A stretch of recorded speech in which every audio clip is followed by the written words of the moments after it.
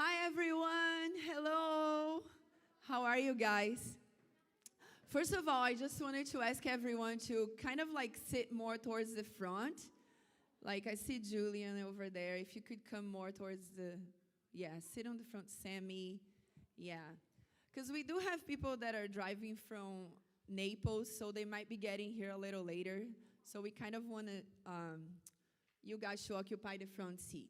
So we want to say that we're so thankful that you guys are here. Welcome to College Crash Course version 2021.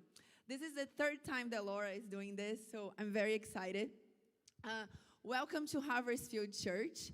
We are a church that loves God and loves people, so we're so happy that you're all here. And we want to invite you guys to come to our family services on Sunday, every Sunday at 10:30 a.m., okay? So, 10 a.m. I'm sorry, it's not 10:30. It's 10 a.m. 10 a.m., our family services every Sunday at 10 a.m. So, are you ready for tonight? Tonight's super cool, guys. Laura has been, I can't say her name because I'm going to present the speaker in a while, but our speaker tonight, she has been gathering this information. You know, she's been through some programs where she learned a lot, so she has put all of this material together for you guys.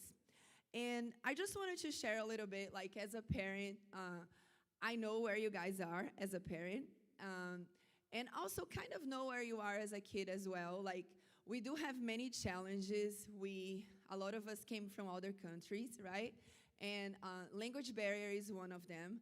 And sometimes we just don't get the access to the right information that we need for the college application process. But all of this is going to end tonight, because tonight you guys are going to get access to all the information that you need. A lot of valuable information that will help you guys through the process of college application. But I want to introduce our speaker tonight, and that is Laura Gequelin. Laura is someone that really everyone loves to be around her. If you don't know her, I know her. She is that type of person that she's always happy, joyful. She's always ready to help, ready to love on others. And I tell her this, but it is true. Like, when you are around her, it's like she just smells like knowledge. She knows things, and I think one of the most beautiful things about her is that she loves sharing what she knows. She loves sharing about her knowledge, about her life experiences, and that's what she's going to do today. But a little bit about her, like when she was little, she always loved school, right? Ever since I can remember, like from the first day that I took her to school, she let go of my hand and she's like, "Bye, Mom," and like because I'm her mom. And she's like, "Oh, bye, Mom, I'll see you later." And then funny story about her first day of school. This is true, okay? It's a true story, guys. After I left her at school, she was super excited because she never really walked to school. She always like skipped. Bye. It was always like that. But that first day of school, a few hours later, I got called into school, and they're like, "You have to come pick Laura up." And I'm like, "What happened?" Well, she was super excited to be in school, and when she got to the playground, she just ran like a little excited little girl, and then she threw up because she just was so excited about the first day of school. It's a real story, and that actually happened. But, like I said, she has always loved school, and like her assignments, she was always joyful to do all of her assignments. If it was for 3 pages, she would do 4 pages, like all that kind of stuff. But, okay, yep. So Laura today, come on, Laura. Laura is a student at Stanford University in California. She's in her sophomore year. Huh? Yeah, she's at her sophomore year in California. And she was going to spend a few weeks here in Fort Myers, and she wanted to use this time to share with you guys all the information that she has about college. And we all thought that this is something very nice that she does. And she wanted to take advantage of this time to share with you guys everything that she learned about the process of applying to college. So tonight, you guys get to hear from her. She's a great communicator. She's going to, I really, really encourage you guys to take notes. pay attention, listen closely, because you're going to learn a lot. And she's going to give you opportunity to ask questions as well. So without any delay, let's give a round of applause to Laura. Woo! Woo! Thanks, Mamãe. Tá bom. Okay, let's get started. Sorry, guys. It's a lot of stuff, and I'm ready to get started. Okay, so all of you should have the slides with you. We handed it out at the front, so if you want, it's going to correspond with pretty much everything we're talking about. So if you want to write down questions, write down notes, all that good stuff, go for it. Okay. We will have breaks at some point, but keep those listening ears ready. Just mentally prepare yourself. Okay. Before we start, my mom already gave me a great introduction, but I'll introduce myself pretty quickly. My name is Laura. There's my Instagram if you want to follow me. Basically, so I went to high school here in Fort Myers. I went to Florida Southwestern Collegiate High School. There we go. It's a lot of letters, and sometimes I forget which one's actually supposed to be there. But I went to high school. I did dual enrollment. I was able to graduate with my associates in arts with my AA, and that school is a really, really great opportunity that then helped me get into Stanford University, where I now attend. I'm a sophomore. I also recently took a gap year and spent a year at Christ for the Nations Institute in Dallas, Texas, which is a Bible college. And the reason I'm mentioning this is because I think it's really important for you all to understand that college, the whole thing, like, going to Stanford is an amazing opportunity, and I'm so grateful to go there. But I think that I'm supposed to be there because God placed me there, but there are other schools out there, right? Like, not everyone is meant to go to Stanford, and not everyone is meant to go to a school like Christ for the Nations. Not everyone is meant to go to University of Florida, but there is a right place for you, and to trust the process, to trust that you're going to get into and go to the place that is right for you. And there are things that I learned in this past year during my gap year that I could have never learned at Stanford, and there are things I learned at Stanford that I could have never learned at Christ for the Nations. I applied to college 2 years ago, and I went through this program called the YLI, which is called the Youth Leadership Institute, and basically learned all the information I'm going to be sharing with you today. It's kind of specific more towards being a Hispanic student, but it's pretty general. It can apply to anyone. I was also a first-gen applicant. I had pretty okay SAT scores, but they kind of matter a little bit less now. We'll get to that eventually. Had pretty solid grades, did a lot of extracurriculars in high school. I helped out at my church. I worked 2 jobs while I was in high school. I did dance. I did a bunch of clubs, a whole bunch of stuff. But I think the thing that matters most is really investing yourself in the things that you do, which we'll talk about a little bit more. And the thing that I wanted to emphasize the most is that you deserve an education. That an education is one of those things that will empower you. It can change you for the rest of your life. And don't ever believe for 1 second that you don't deserve an education, but it's yours for the taking, and that's the whole point of today, to give you the information you need to make those things happen. So we're going to start with financial aid, then talk about the FAFSA, then talk about scholarships, bright futures, the SAT and the ACT, academic success in general, college applications, and then finally, last topic will be discovering your passions. So financial aid for the parents and the concerned, it's the main concern. It's kind of an order of concern. Anyways, financial aid. So what is financial aid? It is funds from an outside source to help you pay for college. So financial aid is basically money that helps you afford college. It can be public or private. So public financial aid would be things provided by the government. Private financial aid often comes in the form of scholarships or grants, or even money that your college gives you based on your financial need. So then there's also renewable and non-renewable financial aid. Renewable means that it'll happen every year. You can keep getting it. Non-renewable usually means it's a one-time. It's a in-the-moment type thing. Oftentimes, financial aid can come with rules and restrictions. So let's say you apply to college. For example, I get financial aid from Stanford University as well as outside scholarships. And to continue receiving financial aid from Stanford, I have to maintain a certain GPA, take a certain number of classes every quarter, and I can only receive it for 4 years from Stanford. And so sometimes it's specific to a certain school that you go to. So like I said, Stanford gives me money to go to Stanford, but they wouldn't give me money to go to the University of Florida. Does that make sense? Yeah? Okay. But there's also things like scholarships and grants that can be used at whatever school you attend. So here we go. Financial need. How much money do I need to go to college? That's basically what this is. So if we look at our if we look at the FAFSA, which we'll talk about in a second, but basically financial need is calculated by asking, you get the cost of attendance to attend a school. So Stanford University, I think, is something like $76,000 a year.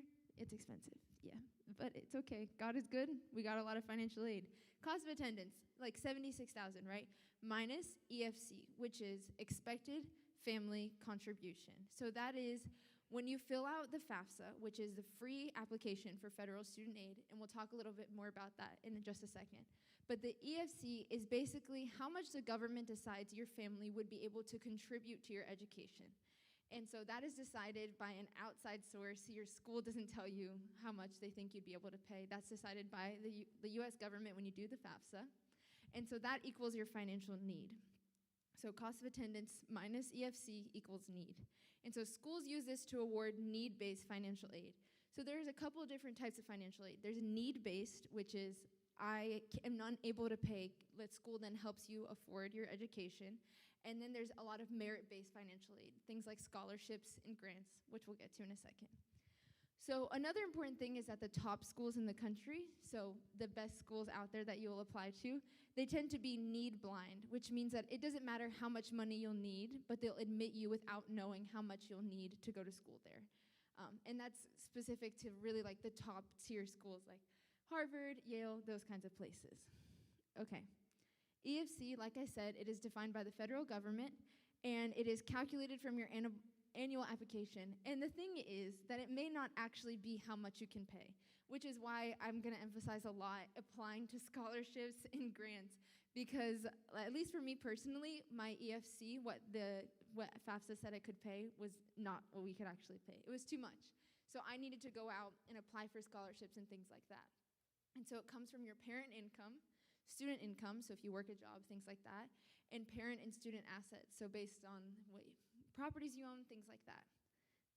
Alrighty, the FAFSA, the most amazing thing in the world, the FAFSA, the thing you're never going to stop hearing about when you start going to college.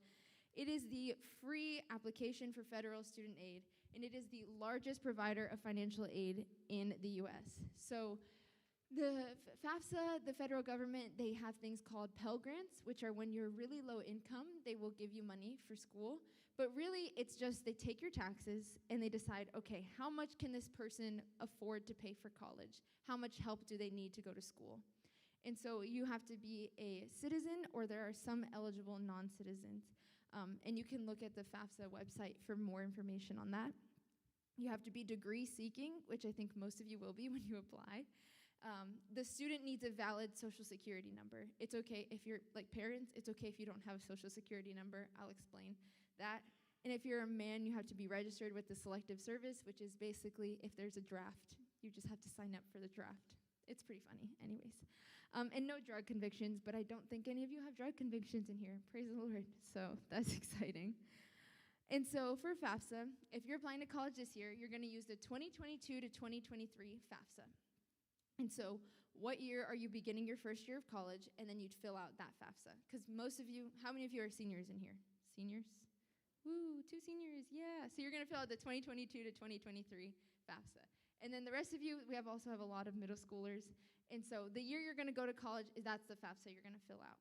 And so every year it opens on October 1st. So whatever year you're going to apply to college, you can mark it on your calendar right now. Remind me on October 1st to fill out my FAFSA. Because the sooner you complete it, the higher chance you have of actually getting financial aid from the government. And so it uses the tax returns from 2 years before. So this year, we would be using 2019 tax returns? Yeah, 2019 tax returns because it's 2021. Like I said, the FAFSA, you file it every single year. So now that I'm a student in college, every single year I have to fill out the FAFSA because that's how my school determines how much money to give me. And many schools have deadlines that are like, please fill out the FAFSA by this date so that you can get more financial aid. So that's one of the things that you can look up on a school's website or your senior year when you're applying. It'll be written in the application, priority deadlines. This is the website for actually making an application, the FAFSA application. And all parents will need an FSA ID, which means that basically it's like your own account on the FAFSA website. And like I said, if you are here, we'll go to this one really quick. I think it's there. Yeah. Parents that don't have a social security will use all zeros for their social security number when you are applying. FSA ID. So when you're actually applying, it's okay if you don't remember everything that's on your taxes. They have this tool called the IRS data retrieval, and it'll actually just pull all your information in, and so that you don't have to fill it out manually when you fill out your FAFSA.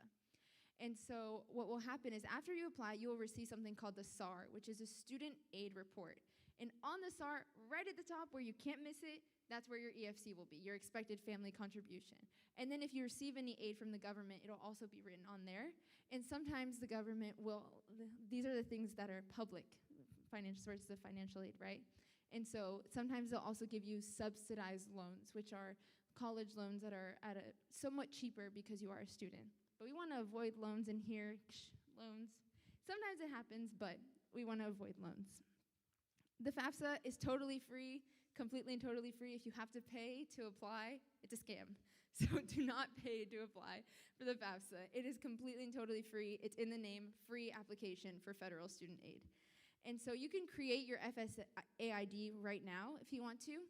I mean, if you're in middle school, you probably don't have to make it, but if you're in 11th or 12th grade, go ahead and make your FSA ID. And so read all the instructions, like I said, apply as soon as possible, and you can list up to 10 schools that you're applying to on your FAFSA. And like I said, if you don't have a social security, you can use all zeros, but students do need a social security. And if you actually want to look up how much you might be able to get from the FAFSA, you can go to this website, FSA Forecaster. So if tonight when you get home and you want to look up, okay, how much money would I get from the government? Or what would my EFC be? You could actually go to this website to look it up. Are we tracking so far? Yeah? Give me nods. I know it's late, guys, but we can do this. I believe in you. Okay. So this is the fun part. This is the part that is, the FAFSA maybe takes 15 minutes, but this part will take hours out of your senior year and can take hours right now. This is the part that you can actually start doing. So a lot of this is going to be, for those of you who are in middle school, it's thinking ahead. For those of you who are in high school, some of this will just be preparing for the year, for your senior year, and specifically for your junior year, because that's a really vital year for college applications. So what happens when FAFSA, or my school, doesn't pay for everything? And so you need to seek out other aid alternatives. So these are things like scholarships, which we'll talk about in a second, grants, which we'll also talk about, but this is just money that's given to you. Loans, if you feel like that's the right option for you, loans, which is borrowing money to then pay for your school. And sometimes you'll find out in your FAFSA if you qualify for work study, which is basically working a job at your school, and the money from that job will then go to pay for your education. And so another important thing also, when you're a senior, when you apply, you're going to receive these things called financial aid packets from each of your schools, which will basically be like, if you have your packet, just wave it. The papers that we gave you at the front, just wave it. Yeah. Okay, great. Perfect. Something like that. You're going to get something like that from every school that you get into. That'll tell you exactly how much money you're going to get from them. And so a really important thing to do is when you get into, let's say you get into 3 schools, compare how much money each school is giving you, and that'll be a really great way to decide where to actually go. For me, Stanford ended up being the place that gave me the most money by a long shot. So that was a big factor in my decision also. Okay, types of financial aid. Scholarships. I love scholarships. I could talk about scholarships forever. It's the most tangible thing for those of you who are not in your senior year. What you can do right now is scholarships. So scholarship is money that is given to students based on academic or other achievements to help pay for education expenses. They generally do not have to be repaid, and they can come from many sources. So for a scholarship, oftentimes it'll be almost like a mini college application. You'll usually have to submit an essay, submit your transcripts. They'll sometimes have a GPA requirement. And these are organizations that want to give money to students. I will have in your on your slides, you'll see a whole list of a bunch of scholarships and a bunch of scholarship websites. And these are groups that literally exist just to give money to students. The scholarships are out there. We just have to apply and take them. And so that's a big part of what you can actually do to start getting yourself ready for applying to college right now. Is if you're in 9th or 10th grade, or even if you're in middle school, you can start looking up scholarships and actually writing down like, okay, when is this scholarship due? And some scholarships are due when you're a junior in high school, some are due when you're a senior. Some you can actually already apply as a freshman or a sophomore. And so the really important thing, like for me, because I only really started looking up scholarships my senior year, there were application deadlines I missed by like 3 days that if I had gotten would have paid for my entire college career. And so as much as you can, start looking them up. Like I said, there's going to be a couple websites listed in a few slides. Take a picture on your phone, you have it on the slides right there, and start looking it up. Literally, what I would do is I made a table of all the scholarship opportunities I found, all of their deadlines, and all of their requirements.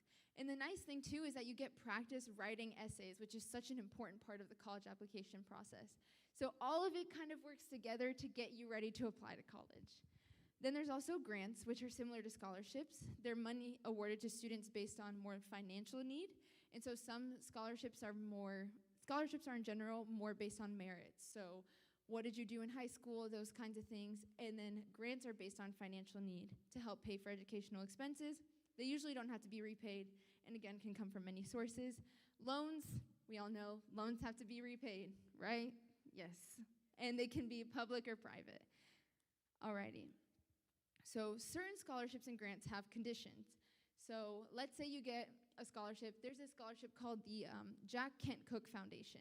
It's a scholarship that you could get for all 4 years of college, which is really awesome. But it has a condition. You have to maintain a certain GPA, and you have to also take part in a seminar that they do every year, which is a really little condition, right, for such a big thing of getting money every single year to go to college. Like, that's not a hard requirement. Most of the time, the requirements aren't that hard, but if you don't meet them, if you don't take care to make sure that you're taking care of your scholarships, you could lose out on money that you earned, right? And so there's also renewable scholarships, so things you can apply to every single year. For example, there's a scholarship that I get every single year. I apply every year, and I can get it forever and ever and ever and ever if I want to. Non-renewable scholarships are things that are like, I can apply one time, and that's it. I'm not allowed to apply again if I get it. And then there's one-time scholarships that only exist as, okay, like your senior year, we give you $1,000 if you get the scholarship, and that's it. Then there's also, again, GPA requirements. Sometimes they're looking for certain extracurricular activities. So let's say, is anyone in here interested in going in the medical field? No? Wow, what a change. I'm sorry. When I was applying to college, everybody wanted to be in the medical field. But anyways, like let's say you're a woman who likes science, right, or who's in the STEM field. There are a lot of scholarships that might be like, okay, specifically for a female student who is going to be in a STEM major, or specifically for a boy who played soccer in high school, stuff like that. There are specific scholarships out there. And so when you see things that have qualities that you have, apply to those ones because the pool will be a lot smaller and you actually might have a higher chance of getting it. And like I said, want to emphasize again, start looking now, start looking now. Please start looking now for scholarships. I kid you not, I remember my senior year sitting at my laptop, looking up a scholarship and being like, I could get this. And then the deadline passed literally 3 days before. Like, I completely missed out on an opportunity because of it. And so being prepared so you have things ahead of time for those scholarships also. Okay, some scholarship websites. These are like blanket search engines. Like, you look them up and you put in all your information, like, this is the grade I'm in, this is my GPA, blah, blah, blah, and it'll tell you all the scholarships that you qualify for, and you can just apply like crazy. Go for it. Go crazy. Go crazy. Go stupid. The bottom 3 are also really cool because SWFL scholarships. So there's actually an article that came out a couple years ago that said one of the biggest problems in Lee County is that there is too many scholarships and not enough students are applying to them. So I'd actually recommend to you. The great thing about living in our area, there are a lot of old people who give their money away to students. And yes, thank you, a lot of old people who want to give their money away, and we aren't taking the opportunity. And so these websites, swflscholarships.org, will really help you because it'll be a smaller a pool of applicants, right? So the problem with a lot of scholarships is that it's national, right? Like there are a lot of scholarships, like I said, the Jack Kent Cook Foundation. Students all across the country can apply to that, the whole country. And so you're competing not just with the kids in your high school, but you're competing with kids around the whole country. But for things like that, Southwest Florida scholarships, you're only really competing with the people in your area, which means that there's a much greater chance for you to excel and shine compared to the rest of the applicants. as well as the Southwest Florida Community Foundation. That second to last website is awesome. They give really great scholarships. I've gotten scholarships from them for the last 2 years. And this last one is kind of fun, raise.me. So you can start doing this your freshman year of high school. And basically for every A you get, for every activity you do, there's so many things. For every college tour you take, you get these things called micro scholarships. So it's like $100. Some schools give you like $300 for every A. And you can see what schools actually accept those scholarships, and they can apply to your education, which is really cool. Let's see, already. The next one, this is just a list of miscellaneous scholarships in the area that are also kind of like smaller and lesser known. Just a whole list. It's miscellaneous. Just look at it. It's important. Yeah, there you go. Alrighty.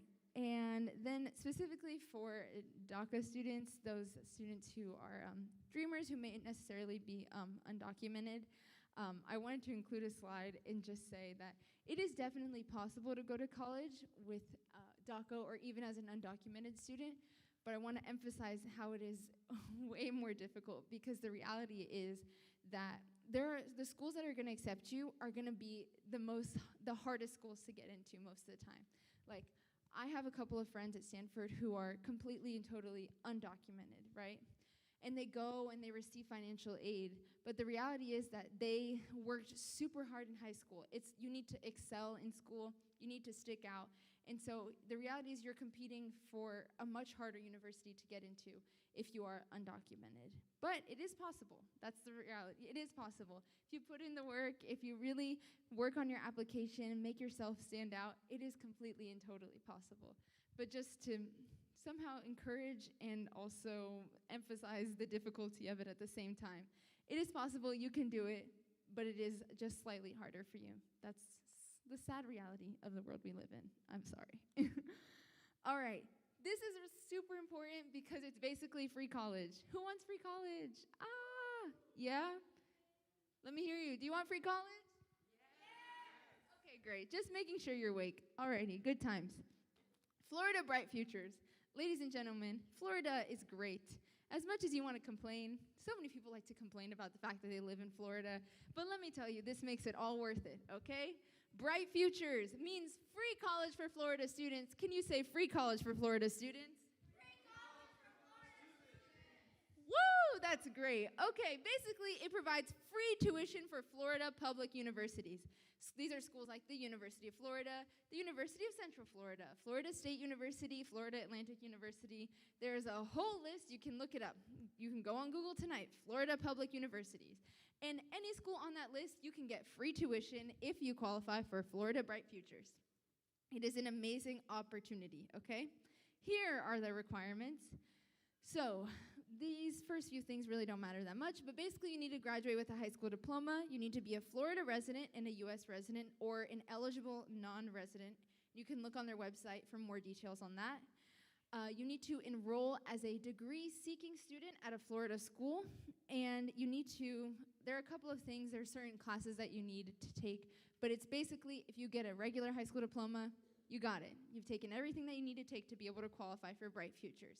So, you don't need to really do anything special, except the minimum GPA for the highest rank of scholarships is a 3.0, and the minimum GPA for the second tier of scholarships is a 2.75. It's pretty simple so far, right? 3.0, 2.75, it's not that hard? Okay, great. Secondly, for the highest tier, you need to get so do you see here these 16 high school course credits? They're gonna take your GPA from just these classes and then look at your weighted GPA. So you need a 3.5 in specifically these classes that they have on here, including the weight. So let's say you take AP classes or dual enrollment or honors. Those are all things that will also raise your GPA. Okay, and the second tier is a 3.0. Alrighty, and this is the best part, ACT and SAT. Woohoo, we love ACTs and SATs. If you're graduating in 2022, you need a 29 on the ACT or a 1330 on the SAT to qualify for the highest tier. And you need 100 community service hours, which we're gonna talk about in just a second. And if you want the second tier scholarships, which We want the highest tier, right? Let's aim higher. Let's aim higher. Okay. But if you want the second highest tier, you would get a 25 ACT or a 1210 SAT score. You need 75 service hours. Okay, service hours. What is service hours? I don't understand. I suddenly can't read. Oh my goodness. Volunteer hours are basically, it's if you serve at your church, those are service hours. Woohoo, come on. People serving in the church, right in the back. If you serve at your church, let's say if you help out at a hospital over the summer, if you're a camp counselor, if you teach music to kids for free, if you go to nursing homes and take care of elderly people and hang out with them and play dominoes or whatever, those are all service hours, okay? But the whole thing with Bright Futures is that the new process for volunteer hours is that you need to get it approved beforehand. So, hi, let's imagine this is my counselor. My water bottle is going to be my counselor. Okay, here she is. Her name is Mrs. Water. Okay. Hi, Mrs. Waters. I would really like to get some volunteer hours for Bright Future. And this summer, I am thinking of working as a camp counselor at Alliance for the Arts. And it'll be free. It'll be a volunteer hour. What should I do? Well, hi, Laura. What you need to do is you need to get it pre-approved. So you go to your guidance counselor. There's a form. All of you, if you put your emails out there, I will be sending you a whole bunch of information after this. The form will be included in that. So you basically write your name. You write your intention in your volunteer hour experience. What are you hoping to gain from it? Make beautiful philosophical statements. You give it to your guidance counselor. She approves it. And then every hour you do, and say with me, every hour. Every hour? Okay, I want you, this is important, every hour? Okay, every hour you're going to write down in a log. Every single hour, every 0.5 of an hour, you're going to write down. Because if you do it right, you could honestly get done with your volunteer hours by 10th grade, by sophomore year, if you really want to. Honestly, I think I did upwards of 500 volunteer hours during my high school experience.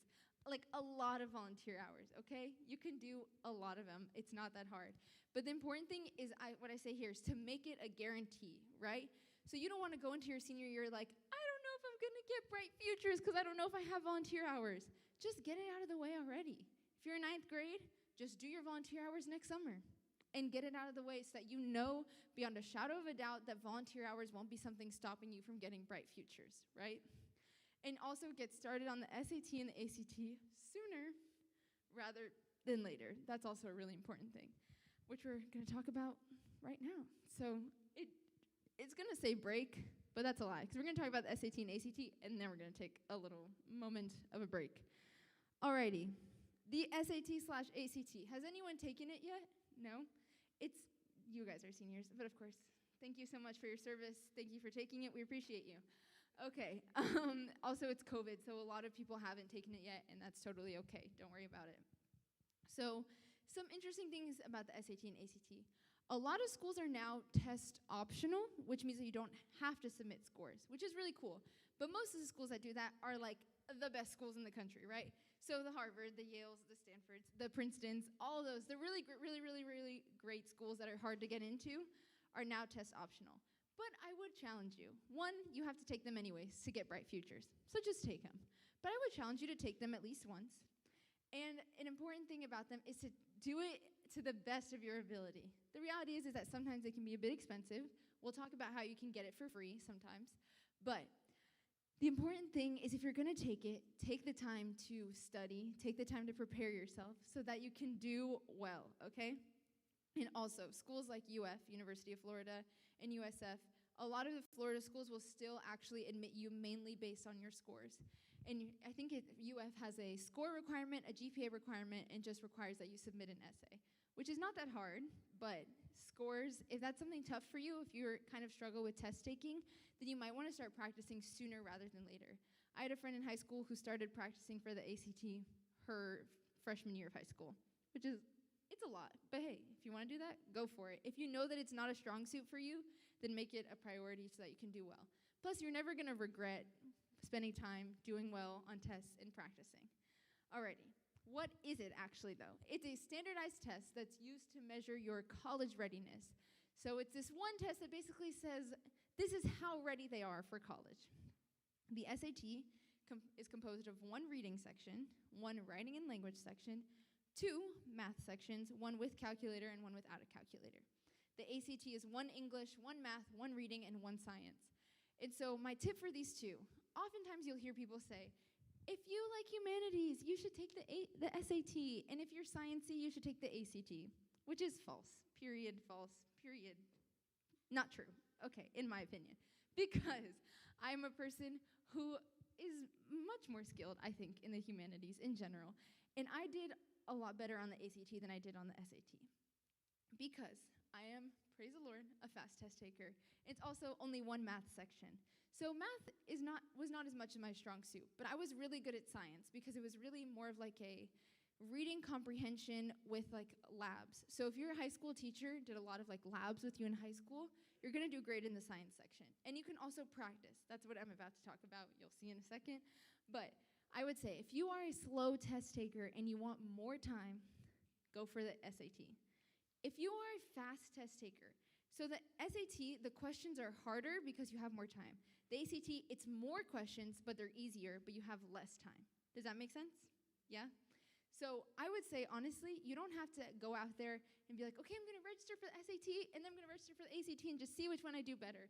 You can take a practice test. Praise the Lord, we love practice tests. It's going to change your life, okay?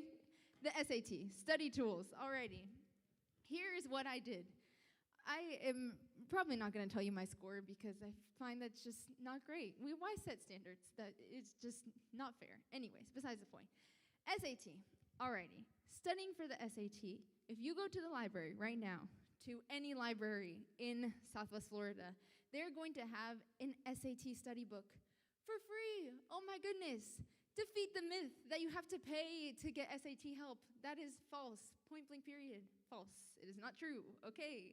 The SAT book will have at least, I think, should have at least 6 practice tests in it, which means that you could take 6 practice SATs before you go in to actually take your SAT. That's amazing, guys. That is a gift from heaven. Oh my goodness. Not to mention that it'll go through everything that you will be tested on. So the SAT book, they have one for every single year. So there should be an SAT 2021 out there somewhere. They have Barron's Test Prep, McGraw-Hill, a bunch of other stuff. These are all names that will make sense when you look up the SAT books. But these books have a bunch of practice tests for you, and it's a really great thing to do. I literally, when I studied for my SAT, I would spend hours in the library practicing from the book, and I think I took at least 2 practice tests before I actually took my real SAT in person. And so I'd say start studying at least 1 month in advance, which is really helpful. That's like the bare minimum, at least 1 month in advance. And just honestly, if you need to do it once a week, just open your book, do a little practice lesson. You could do one section, like practice one section at a time. See what your skills are, see what's harder for you. For me, there were certain things in math that I just would always mess up on. So I just practiced those problems, and those helped me later. And another thing, let's say you've already taken the SAT.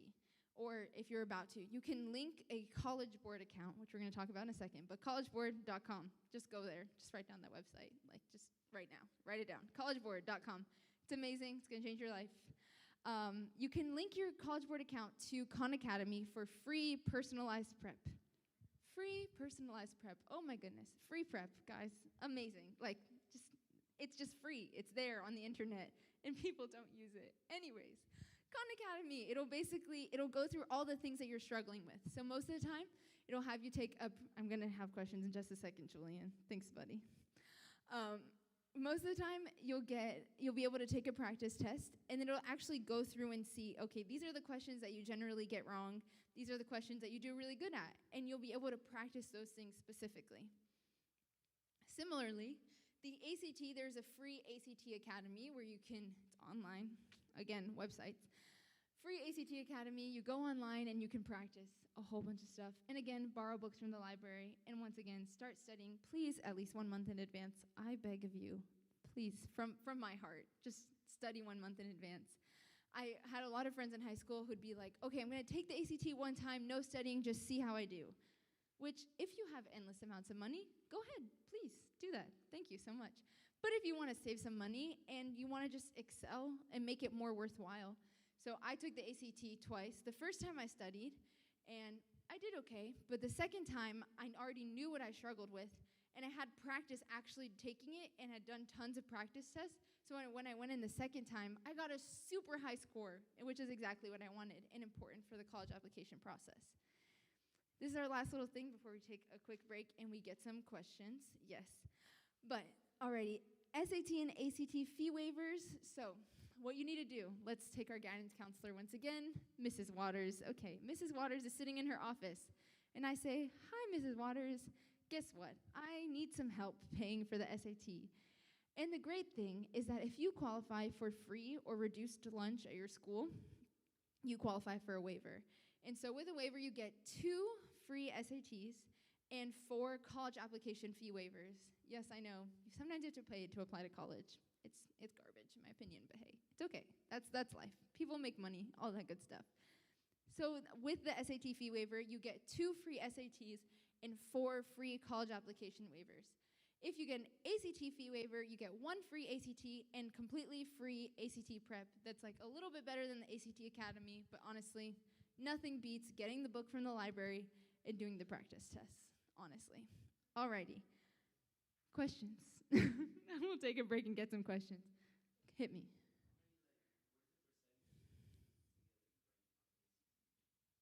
The percentage to get right?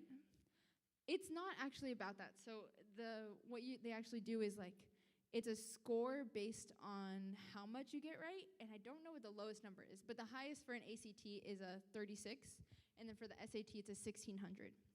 And so basically what you'll do, you take the test, and they grade you based on, actually both of them have 2 different grading policies that I can't remember off the top of my head, but I'm pretty sure the ACT only grades you on what you answered, and the SAT, you're confirming my thank you so much, and the SAT grades on also the things you left blank, correct? Perfect, thank you so much, appreciate you. Anyways, so those are 2 like also slightly different things, which again, you would know if you read the books, the library book, because then you would know when you go to take the test that, okay, when I go to take the ACT, it actually is okay if I just leave some questions blank, because it's only going to grade me based on what I answered.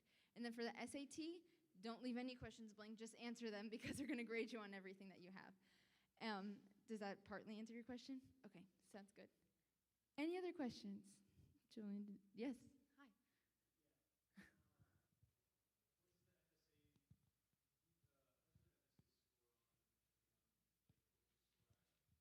The FSA, like your Florida school, the test that you take at the end of the year as a student, it actually kind of doesn't matter for college applications, because what the FSA is measuring is whether or not you pass the class, and it affects your final grade. That's actually what matters.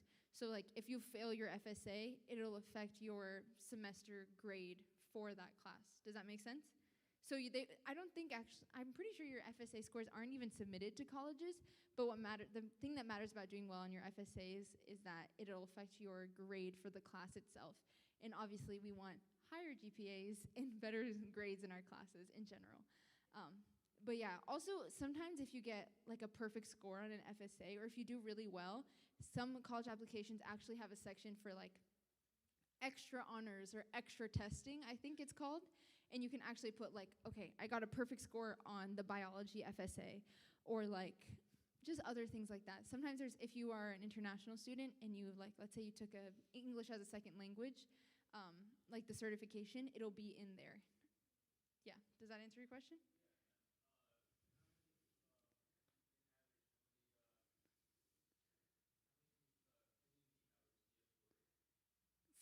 For Bright Futures? For Bright Futures, you need 100 for the highest tier. 100 hours. No. It's 100 over the course of your whole high school career. And so basically, it'll be, like I said, like the way that the form looks is basically, first page is an approval, second page is a log. So literally you write down like, okay, today is what, September 10th?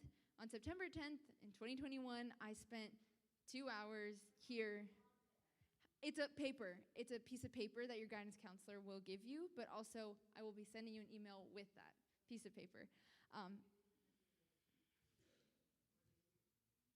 Did you hear? She did hear. That was pre-approved. Don't worry about it. And so, no, you're good.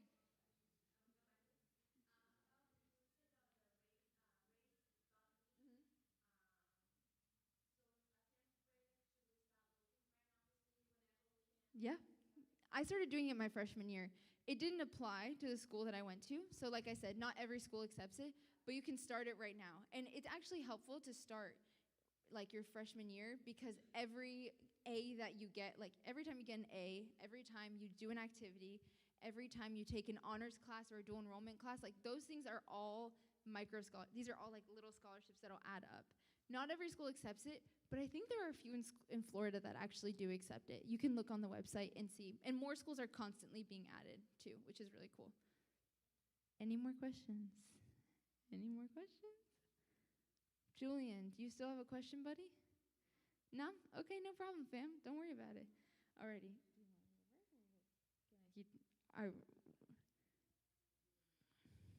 Do you guys want to stretch? We can do some stretches. Fun fact, I also teach ballet to children.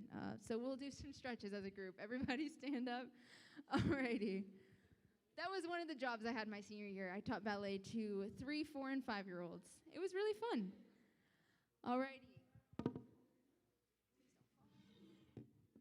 Okay, let's go this way. Get your arms stretched. This is great, honestly. This is actually exactly what I wanted to do today. Okay. And this side.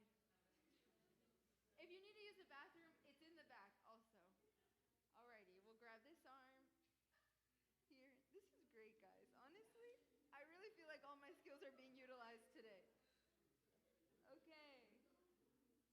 We're going to stretch all the way up, and all the way down if you can. Okay, and back all the way up. Let's see, what else should we do? We're going to roll our neck. This is great. And back around. Honestly, I'm having fun. This is great. Okay, let's see. What else should we do? We can spread our legs apart. I like to do one where you grab one leg, and then you bend the other leg. Nice stretch. Pass to the other side. Grab a leg and bend the leg you're not touching.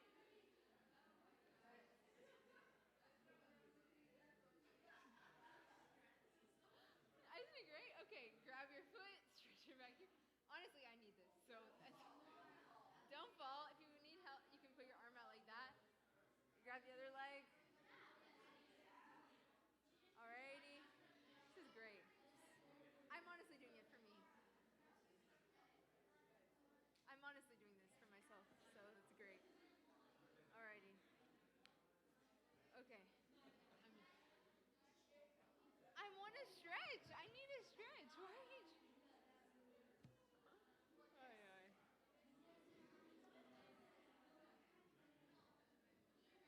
I'm popping my hips. Sorry. Ooh, there you go. Nice. Please. Okay. Microphone almost fell.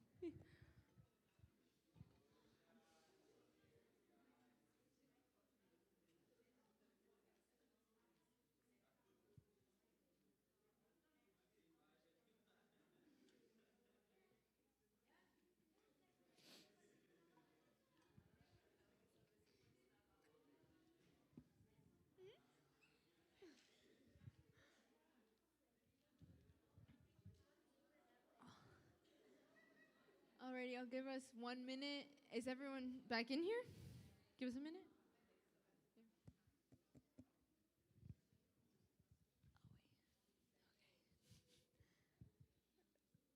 Alrighty, if we're ready, we're going to get back into it, ladies and gentlemen. Okay, we've also crossed the halfway point. So, woohoo, give yourself a round of applause for your stamina. Proud of everybody for really holding out. Okay, so our next part, this is kind of a general thing, but the nice thing about college is that we kind of want to do well in school. Is a big help in applying to college because as we develop good skills in high school, and honestly, if you're in middle school, if you develop good skills in middle school, you can develop even better skills in high school that will help you when you're in college. So really, everything is just constantly building on each other, right?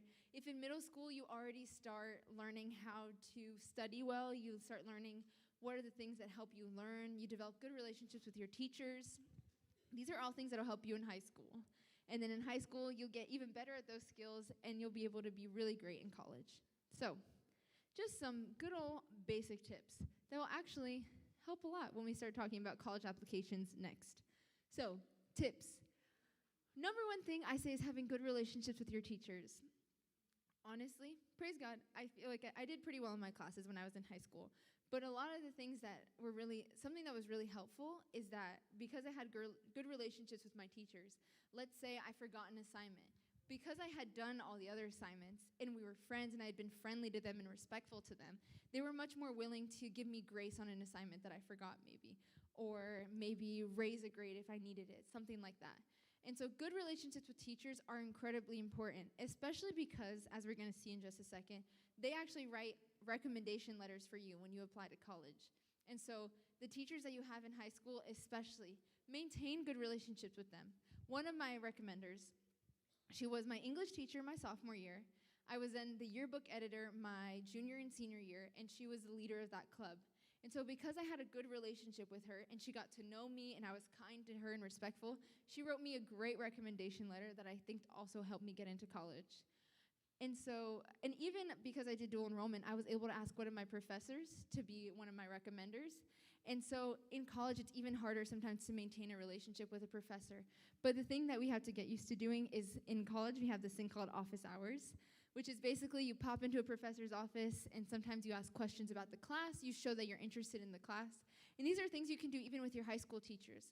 When you walk in the morning, say, "Good morning, I'm so excited for class today." Participate, be involved. Make sure that you're actually paying attention in your classes. Second tip, actually go to your classes, but that's a given. But go to them, please. Take notes and pay attention. Honestly, I had friends who would have to spend hours studying the night before a test because they sat in class and they didn't take notes.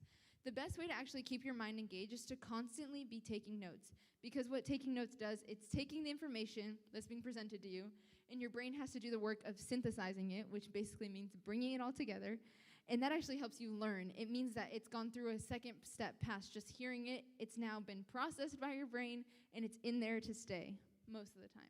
So fun fact, fun little psychology thing for you today. All right, get a planner. If you are in high school, get a planner. Just get a planner.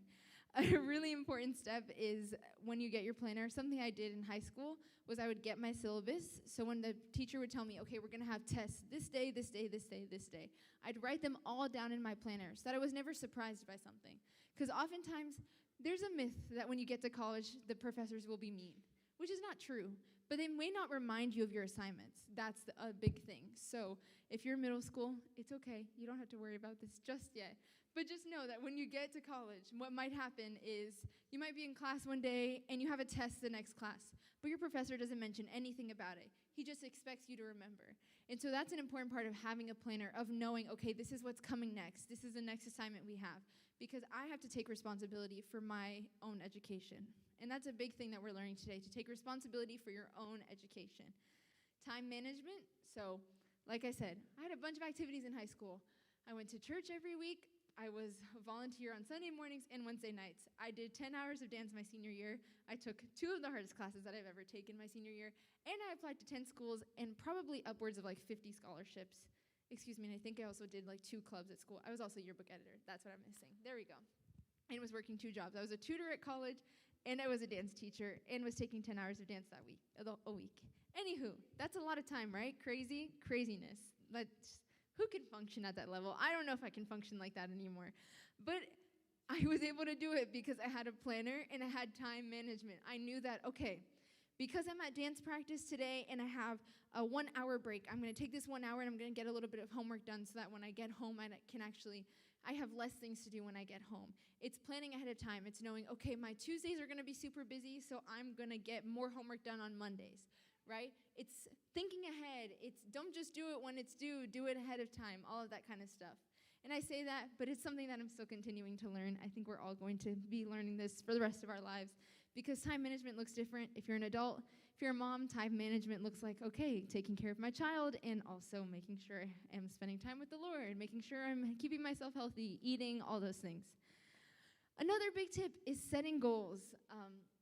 I had a teacher in high school who was all about goals. He was my coach. He was a PE teacher, so he was very goal-oriented. And the really great thing about that is that as you set goals, you can see your progress. So let's say you're a ninth grader, and you could set your goal that, okay, this year I'm going to get all A's, and I am going to, I don't know, let's see, make friends with at least one teacher so that, like, next year, even if I'm not in their class, I'm going to, like, eat lunch with them or something like that. So those are some goals that you can set for yourself. As you get older in high school, as you progress, you can set, okay, in 10th grade, my goal is going to be to look up a bunch of scholarships and make my scholarship timeline. And then you can also have a goal of like, okay, I'm going to get all A's and I'm going to take 2 AP classes, or I'm going to take 2 honors classes, just to be constantly challenging yourself, because you don't realize how much you can do until you start setting goals and getting yourself to challenging yourself, because really you can do it. It's pretty amazing, but you can do much more than you actually think you can. And another thing about that is to learn what works for you, especially in regards to school.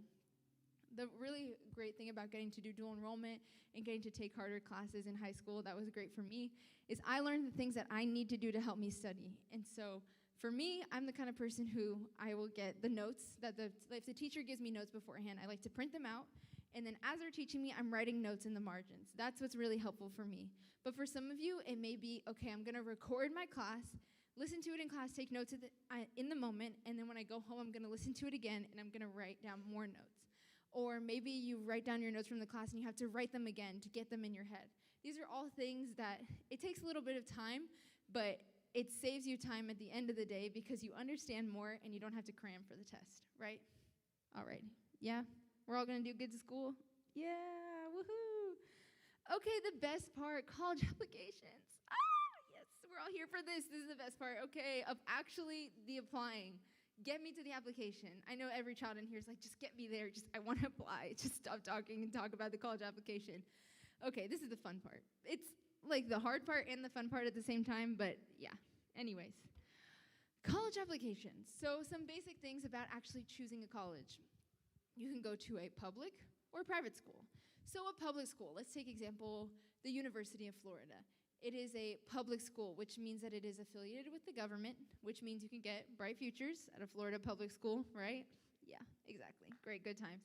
And oftentimes, tuition will be slightly more expensive if you're out of state. But because we all live in Florida, the tuition at University of Florida will be cheaper for us. A private institution, which means that it is not affiliated with the federal government in any way. It is funded by private donors. So like Stanford right here. Stanford University is a private school, which means that its alumni, all these people, they give money to the school, and that's why it exists. That's what keeps it running. And so with private schools, most of the time you won't have an in-state or out-of-state division in tuition. So whether I'm from Stanford's in California, so whether I'm from California or whether I'm from Florida, all of it is the same. Tuition is the same across the board. There's also schools that are in-state versus out-of-state. So in-state schools would be schools in Florida, out-of-state schools would be schools that are out of state. That's another thing you want to consider when you're applying to college. Do I want to stay in Florida? Do I want to go out of state? There's a chance it might be more expensive, but then there's a chance that it might be the same price for everybody. And so looking up those things, when you're applying to schools, most schools have financial aid calculators, so you can actually put in all your information and see how much on average you would get from that school. And so any school you apply to, like Stanford, Georgetown, University of Florida, University of Miami, they all have this on their website. I really recommend to you. That was something I did a lot. I spent hours my junior year looking up all the schools that I wanted to apply to, looking at their websites and being like, okay, do I actually want to go here? What are the things that I like? These are such important things for you to get because as we're going to see when we talk about essays, a lot of schools have a question like, okay, why do you want to come here anyways? Why do you even like our school? And when you do the research beforehand, like, let's say someone really wants to go to Princeton, right?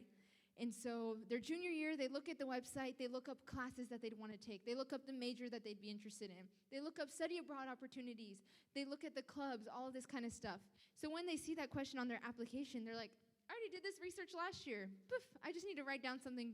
I already know what I like about the school.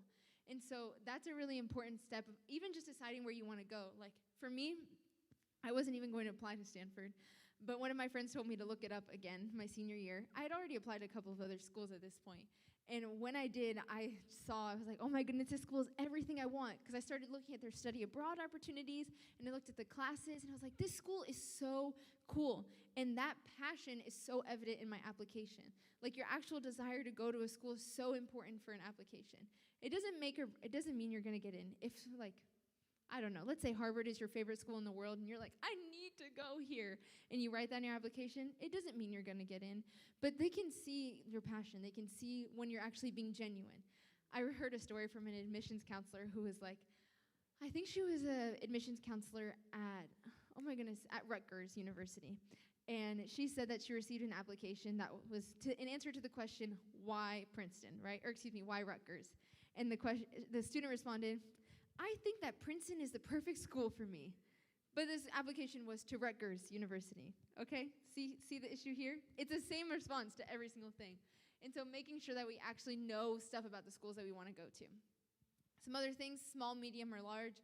There are small schools out there, so there are small colleges that maybe have like 2,000 students, things like that, 1,700, like that's a small school. A medium school, probably something like Stanford, about 7,000 undergrad.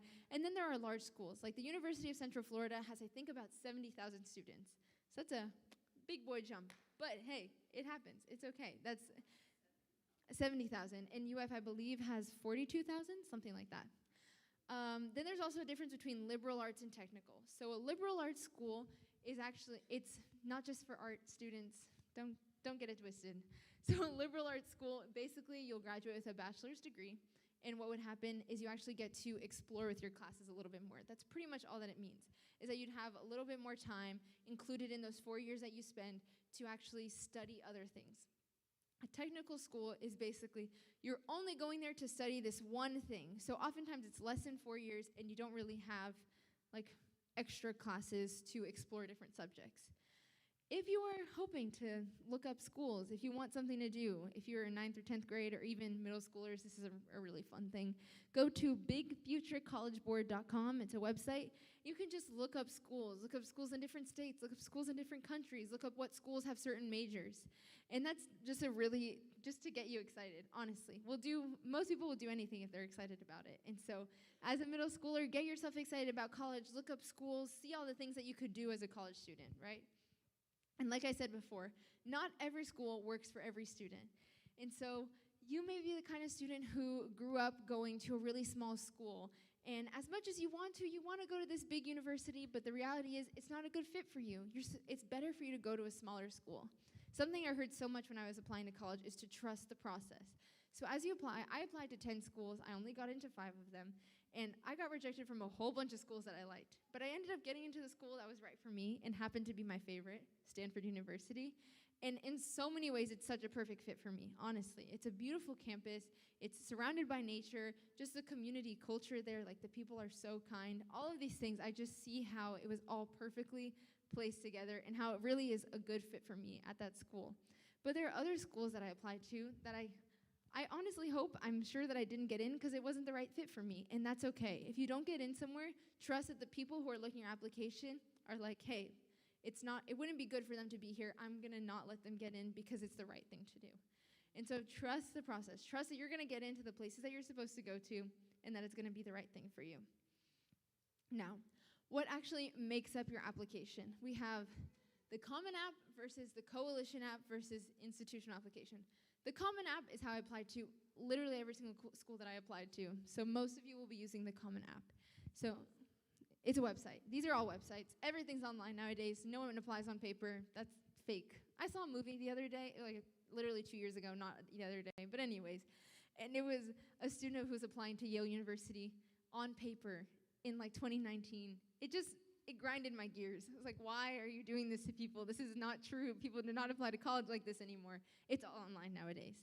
Anyways, the Common App. Basically, it'll fill out, you'll have all your basic information, you'll put in your transcript, you'll put in a whole bunch of stuff. You'll put in your activities, and you'll also get to write essays. And so sometimes schools will just ask for the Common App, plain and simple. Like the basic information plus your big boy essay. I think I call it the big one. Is it here? No, it's down. It's further down the line. But essays. The Common App requires one big 650-word essay that basically is like, you telling your whole life story. It's great. You get to pick a topic, write about it. And so that's a really important part of applications is investing in your writing skills.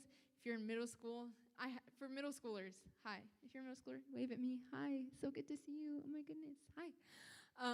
I have included in your thing a list of prompts for you to just practice writing, because that's the most important thing you can do right now is just practice writing, practice getting used to writing and talking about yourself. Because a lot of students, if you're in high school, you know that you're not allowed to use the word I in sentences, right? And when you're writing it, like let's say an essay for English class, it's not like, I think that Shakespeare meant this, this, and this, and this, and this. You're not allowed to do that. But in college applications, it's all about you. Every single essay is all about you. Every sentence should start with I or my or this is what happened to me. These kinds of things. Like, it's all about you. The whole application is about you. It's not selfish. It's about you. I don't want to hear about your mom. I want to hear about you in your application. Alrighty, like I said, you get your transcripts, your scores, so your SAT and ACT scores. Recommendation letters will also be in your application. And we'll talk about that in a second. This is just an overview of the application. We're about to go really in depth into all of this. Essays and your activities and honors. Okay, let's hit it. Transcript. Your transcript will have your GPA. You can have a weighted or an unweighted GPA. So your weighted is like I said, I took dual enrollment classes and honors classes in high school. So all those little special things, they raise my GPA. An unweighted GPA is like, okay, there's nothing. It's just basically, what did you take in high school? What were your grades? And there's nothing that like raises or increases your GPA. It's just based on grades. And so schools will ask for both. A good weighted GPA is really great. It's awesome. But a GPA isn't everything most of the time nowadays. That most schools are looking at students more holistically than just your GPA and your score. But obviously, if you failed all your classes, probably won't get in, right? These are simple things. Like, these are things that we know. If you have a couple Bs, don't lose heart. There's a good chance you could get into a school. But does that make sense? Like, you're not in the bottom of the pit if you've had struggles. But don't start failing because, hey, my GPA doesn't matter that much. Does that make sense? Alrighty. Like, for example, I saw an application one time of a student who basically, he had a loss in his family, so his grades dipped for a second and then raised again. And so oftentimes there'll be a section for you to explain, like, a big change in your transcript. And so let's say you were going through something, or even, like, COVID. That's a big thing that's changed nowadays. Like, there's a big thing. Oftentimes in applications now, it'll be like, explain if there was something that happened to you.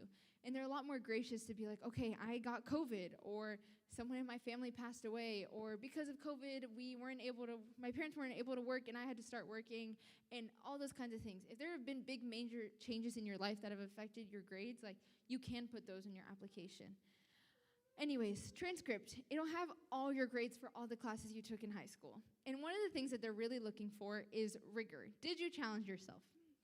So let's take a student, let's say the student took all normal classes and they got A's in them, but they were all like standard classes, whatever, versus a student who every year continued to take more honors classes, more AP classes, more dual enrollment classes, and maybe there are a few B's, but they're challenging themselves and you can see that they're getting better and getting stronger.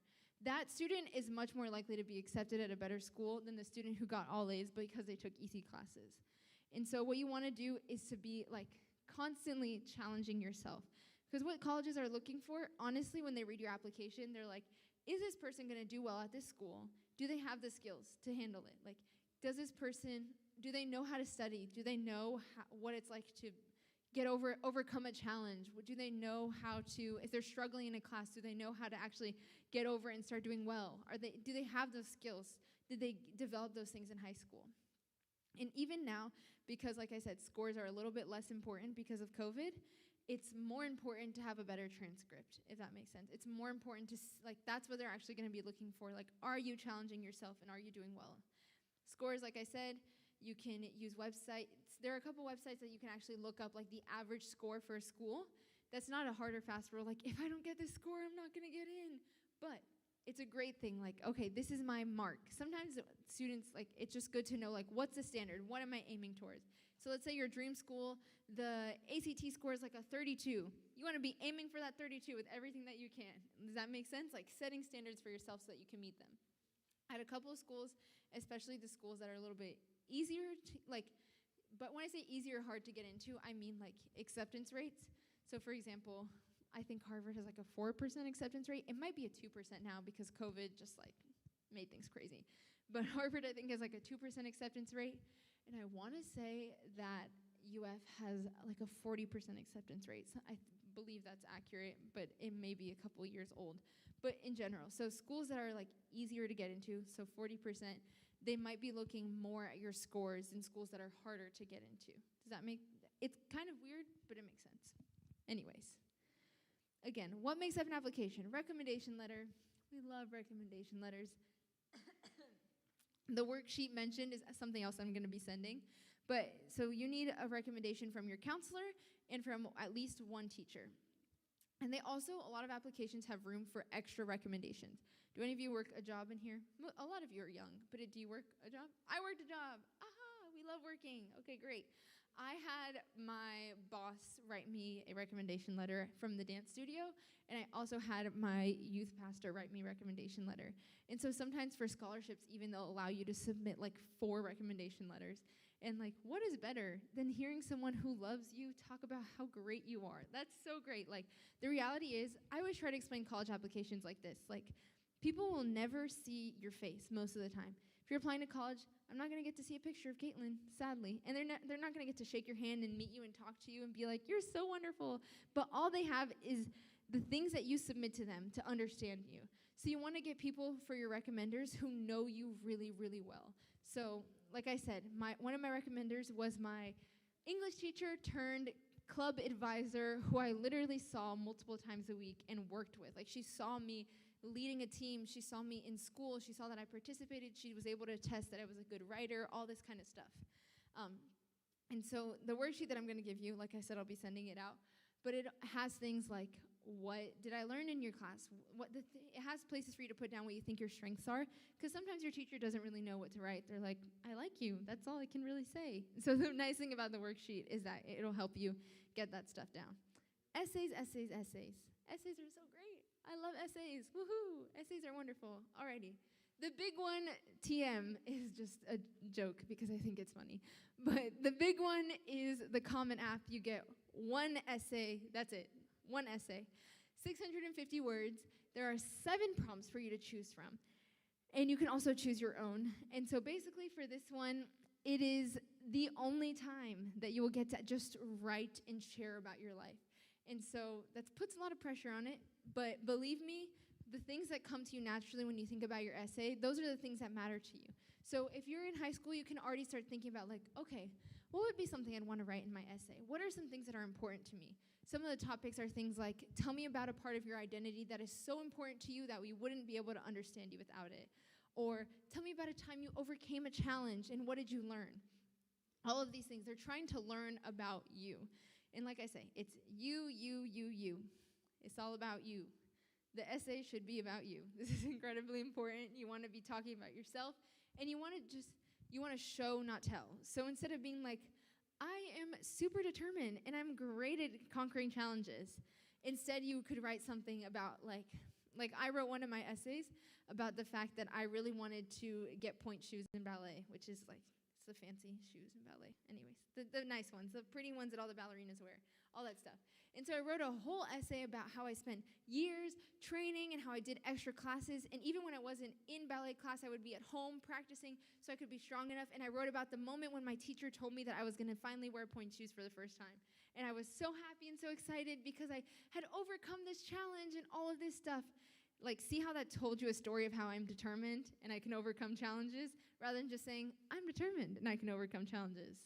See the difference? That's a big thing to think about when you're writing an essay. There are also a lot of schools will have supplements. So these are extra essays that they'll ask you for. A common one is like, why do you want to go to this school? Or tell me about a topic that you really love. What's something that you love learning about? Oh, sorry. Can I just finish the essays and then do a question? Sorry. And then this is a really important part of essays, is to create a theme. If you were to write a book, let's say we're an author, right? Imagine you're an author, you're writing a biography about your life. Basically, your application is like a story. You want people to be wrapped up in this story. And so you kind of want to pull apart like 2 or 3 themes. I'd say like honestly 3 or 4 themes that are kind of encapsulate you. So for mine, I think it was kind of like, it was reading / books was like one of them, like reading, writing, all of that stuff. I talked a lot about like the world, travel, talked about a mission trip that I took to El Salvador, and I believe another one was my family. So the themes are like the things that are important to you. And so you want your essays to kind of like be making this big picture of you, if that makes sense, and the things that are really important to you. Let's say you're a soccer player who is interested in doing coding as your job and you really love your family. So your main essay could be about something related to soccer, or how soccer and coding are actually really similar, and you're like taking us into that thought process. And then you could write an essay about your family and how they're important to you. But like all of these things, they're all coming together like pieces of a puzzle to basically make yourself come to life from the application. So you want to write about personal experiences, things that happen to you and only you. Like, for example, let me think of something that happened to me and only me that I wrote about. I went on a mission trip to El Salvador when I was in high school. And there are things that happened on that trip that happened to me and to me specifically, and only I could write a certain essay. So you want to write things that only you could have written. Like make it so infused with your personality and the way that you think that it's like, my guidance counselors used to always say, your essay should be like, if I found it on the floor and I picked it up, I would know that Laura wrote it because it's so her. It's like she comes alive from the page. These are the things you want to be thinking about. Try to be honest, be honest about who you are, what you like to do, what you don't like to do. Maybe don't write a whole essay about like how you hate English class and your teacher's the worst person in the world. But be honest about like, okay, if you love math, write about like, I love math and this class is so amazing and all this kind of stuff. Like be honest, get me excited about the things that you like. And to start early, especially on that big essay, you could start working on it your junior year. That's totally feasible. We're halfway through the application, the little application section, but does anyone have questions so far? You can write questions on your slides also if you want to. Questions? Yeah, bud, go for it.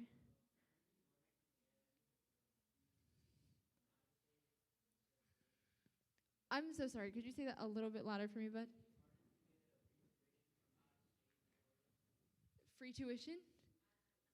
To get free tuition he asked, would it be harder to get free tuition out of state than in Florida? Florida Bright Futures will get you free tuition at any Florida public school, so that's guaranteed. But in terms of like financial aid, so it kind of depends, like I said, on all the schools there will be like a calculator where you can put in your information and see how much financial aid you would get. For example, Stanford is out of state, and I got more financial aid there than I ended up getting at the University of Florida when I got in.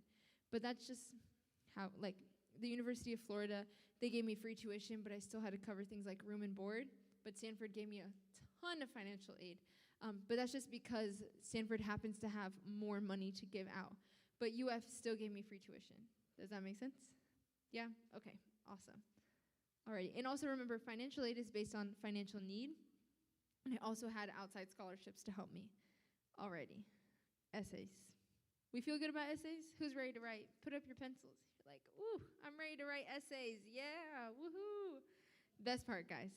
Honestly, the essays are really fun. Like, I think I look back on my essays now, and like, you want your application to really be like, to be you. You want yourself to shine through your application.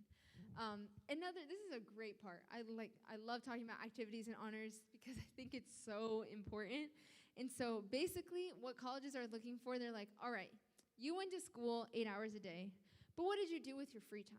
What did you do most of the time? What are the things that actually were the things that when you had time to choose what you did with that time, what did you do with that time? And so don't be afraid to brag about yourself. That is incredibly important. So I say I have word choice written on there because there's a difference between, alrighty, let's say that you are a Sunday school teacher at your church. You could write church volunteer, kids church volunteer. That's it. That's all you write for activity. Or you could say, let's see, Sunday school coordinator and educator. And then you can, in your little description, you can write about how many hours you spent a week, the things that you actually did. You prepared lessons. You studied the Bible outside of school.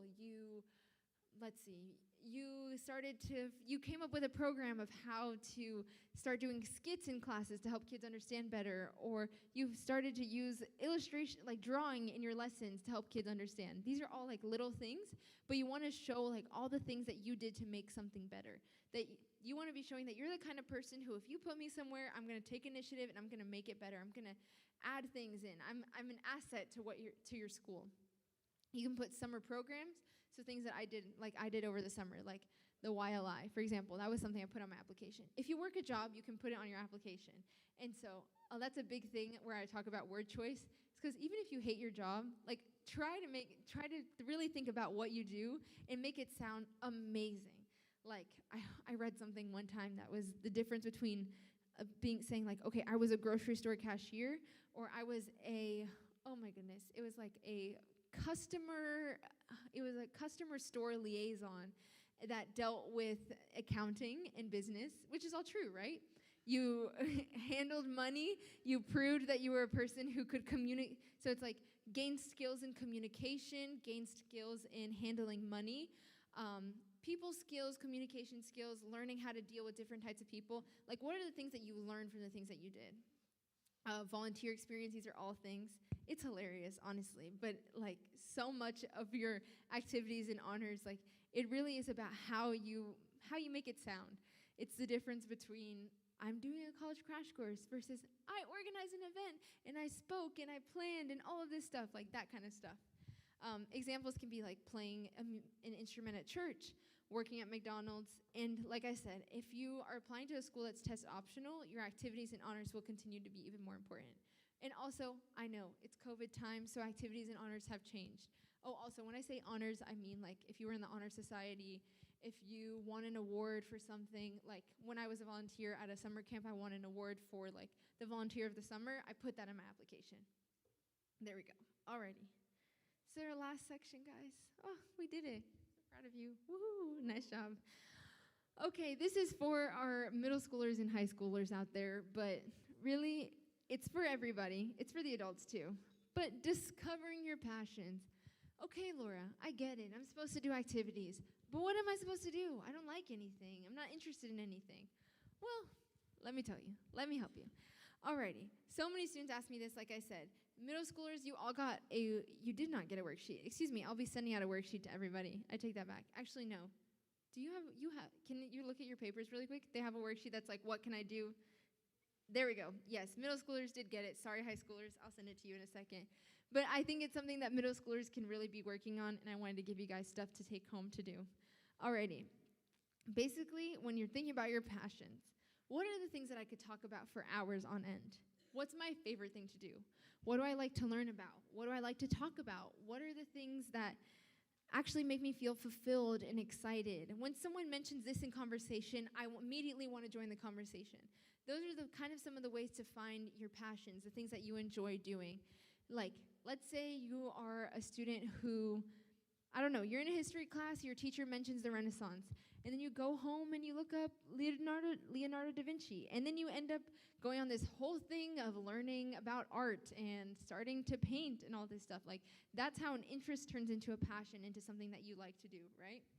And so this is a big way to discover your passions. It's like really take time to look at yourself and be like, what do I like? What am I interested in? All right? And so the important thing about discovering your passions is, let's say your passions are this big, fluidy, liquid thing, and you're going to take them and you're going to funnel them into stuff, into activities. So let's take, for example, I love to dance. I love to dance. It's something that I've liked to do since I was a kid. So I took that passion and I started to take dance classes. I've taken dance classes since I was a kid, but what I started to do in high school, I started to take more of them. I was involved in a leadership program at my studio, and I started to teach dance my senior year. So see how I took something that I was like, it shows like, okay, I kind of like dance, and I showed that not only do I like dance, but I am gaining skills in that. I am taking on leadership, and I'm actually sharing it with other people. And so you want to take your passions and turn them into action. Like the college crash course, for example. I went to a summer program, and from that summer program, I decided that I was going to start sharing this information with people in my town. And I started this thing, which is called the college crash course, which you're all a part of right now at this exact moment. And that is me taking my passion, which is education, and I caring about, okay, people need to have access to information. And I turned it into action, actually actively sharing that with other people. For example, I heard an example of a student who he was studying he was doing a whole bunch of stuff, but he realized he really liked learning Chinese. So he started studying Chinese more. He kind of forgot about his other activities, and he also did a couple of other stuff, but specifically let's focus in on Chinese. He started studying Chinese more. He started looking up this Chinese society that they have at high schools and realized, okay, my high school doesn't have one. I'm going to start one at my high school. And then because he started a society, the society, he was able to go to a conference and actually go and meet other students who study Chinese and all of this stuff. And so that was one little thing that he was interested in, and he kept growing it and growing it and growing it, sharing it with other people, all that kind of stuff. And so these are the things that I really encourage people to do. That's what people are looking for. And that's just good for life in general. If you like something, grow your skill in it. How can I be better at this? How can I expand this? To take ownership of it is what I always say. It's not just something that's happening to you. Like, for example, dance classes. My mom put me in dance classes when I was 4. I could have decided, okay, I like this, but I didn't really make this decision for myself, so whatever. But instead I said, okay, my mom put me in dance classes, but now I want to be here, and I'm going to make choices that show that I want to do this and that I like this. Guitar lessons. If you're a YouTuber, I have tons of friends at Stanford who are YouTubers. Guys, you don't understand. That stuff is hard work. Like, genuinely, filming videos, editing. But it's a really great way to show, I like something, I'm putting in this work, all this kind of stuff. And this is really what schools are looking for. And so I have, like I say here, it says to show me. Don't just tell me I like something, but show me. If you're an artist and you spend 10 hours a week drawing, you could put that down as an activity, but there's no proof. But if you're an artist and you spend 10 hours a week drawing and then you post it on an art social media account, or you teach younger kids basic drawing skills, or you start a drawing club at your school, or you go into nursing homes and you teach elderly people with arthritis how to draw, all of this stuff. These are things that show me what you're interested in. And so you love something enough to turn your passion into action. Alrighty, we're almost there, ladies and gentlemen. I'm proud of you. You did it, guys. I'm proud. So in conclusion, college can be afforded, right? We talked about financial aid. We talked about the FAFSA. We talked about scholarships, about the things we can do right now. We can start looking up scholarships and learning about this kind of stuff. We learned that dreams can be achieved. If your dream is to go to college, it can happen for you. Really, it is so, so possible. We learned that each and every single one of you are special. There are things you're going to write in your application. There are things about you that are not things that I have. There are things about you that will never be like me. And the great thing about the world is that we all get to be different, that God has made each and every single one of us so different. And what colleges are looking for is for you to lean into, okay, this is what makes me special, and this is what no one else that applied for your school is going to have, because this is what makes me, me. And so realizing that, really being able to just look at yourself and be like, okay, what makes me special? Because you are. You just have to look at yourself and believe it. And last but not least, trust the process. Like I said, for me, I remember being so nervous about college. I remember being like, am I going to get into the schools that I'm going to get into? And I know it sounds annoying coming from someone who goes to Stanford to be like, you're going to get into the right schools. But honestly, the schools that you're going to get into are the schools that you're meant to go to. And to trust that the places that you're supposed to be, you're going to be there. That things are going to turn out well for you, honestly. One of my favorite verses says, Romans 8:28, is that all things work together for the good of those who love God. And so I really believe that if you're in here and if you have made a decision in your heart to know the Lord, to love God, all things are going to work together. You're going to be in the places that you need to be. You're going to get into the schools that you're supposed to get into. But really, it's not about, because honestly, I could go to Stanford and not do a single activity and fail all my classes and not have any relationships with my professors, and it would be a waste. But if I go to the right school and I get involved and I do activities and I really start developing my passions and I make the most of it. I have a friend who goes to the University of Central Florida, and it's a great school. But she got into the honors program.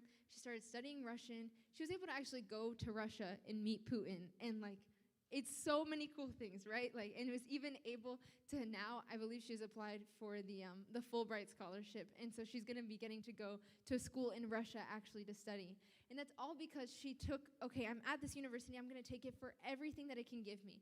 I'm going to squeeze the lemon and make lemonade, right? Like, milk the cow, whatever phrase you need to use. But that's what you want to do with college. Before we leave, just some next steps for everybody. Next steps, if you are in middle school, is to invest in your writing skills, all right? Figure out what you like to do and what you're interested in and start to take ownership of those things. I gave everybody a chart. If you're in middle school, you don't need to do 500 things, but we need to excel at the 4 or 5 things that you do. And if you're in high school, start looking up scholarships, start taking classes that challenge you, and investing yourself in your activities and what you do in your free time. And so, thank you. Before we leave, I'm going to just pray really quick. Bless all of you. And what?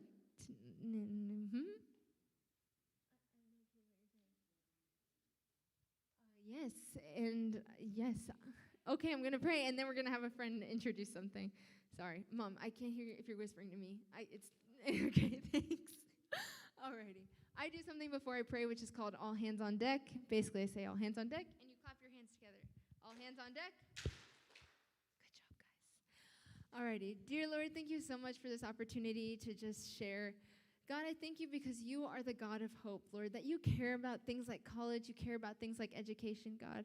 I pray that you would allow every single person in here to remember all the things that they learned today, Lord. But God, would you fill them with the strength and the courage to go after their dreams, Lord? To know that you are a God who has the best in store for them, Lord, and that the best is yet to come. That you have plans for them. You've given them a hope and a future, Lord. That if there's anyone in here who is not believing that they have a future set out for them, God, would you fill them with the confidence that you have a plan for them, Lord God? Would you give them the boldness to apply to college, to get ready for college, Lord God? But even just to trust that you have a plan and that you are going to work all things together for our good, Lord. Pray for everyone in here. Would you keep us safe? Would you surround us with your presence, Lord God, and that we would just be able to know you and see you in our day-to-day lives. Amen. Amen. And now my friend is going to come up and share. Alrighty. Thank you so much. And after this, do we have... And pizza is in the back after this in just a second. Go for it, Lice. Hi, guys. Pizza is on the way. I'll be quick. Yeah, some applause to Laura. Thank you so much for sharing all of your knowledge with us tonight. I'm going to ask the guys to put the video. So, production.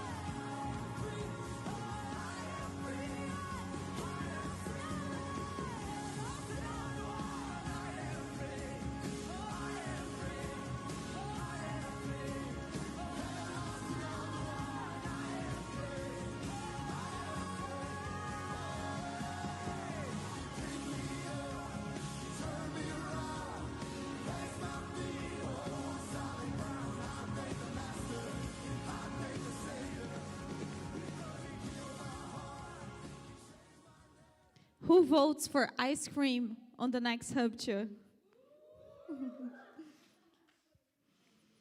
This is just a little bit of what happened in the last hub that we had. It was in July. We had an awesome time here. We had Isabel sharing the word. And also, next week, next Saturday at 7 p.m., we have Hub Influence. Uhul! Cadê a produção? We are so excited for this hub. And just for you, if you are new here, Hub is the youth group of our church. We have it's a kind of a connection group, right? So Hub Connecting Jesus. We meet every Tuesday at 8 p.m. We have our Bible study, which is here at the church. So we would love to have you here with us. And also next Saturday, we are going to be here starting at 7 p.m. Then we are going to have some giveaways, worship time. We have Hannah that is going to bring the word. We are so excited, and we hope to see you guys here. Good? Before I forget, are there any questions? Any last questions, anybody? No? Wow. Praise God. That must mean I did a good job. And no more questions. Okay, great. Alrighty. Is there pizza here yet? Or the pizza just got here. There's also donuts in the back. So if you would like food, please go like this, make a left there, and then make another left, and then walk, and the food will be back there. It's in the back. Also, if you didn't get a piece of paper from outside, go through those two doors right there so that you can get the things that you need. Okay, good times. Thanks, everybody. Bye.